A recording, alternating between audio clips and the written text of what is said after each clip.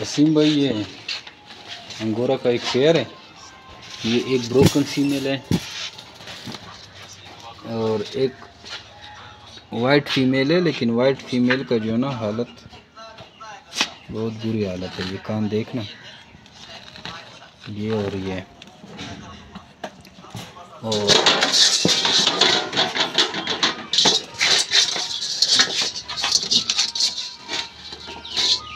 इसका कान भी ख़राब है, 2.2 है ना।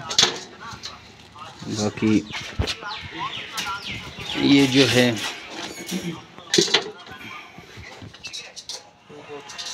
ये 2.6 है, वो 2.2 है। और आपका जो मेल है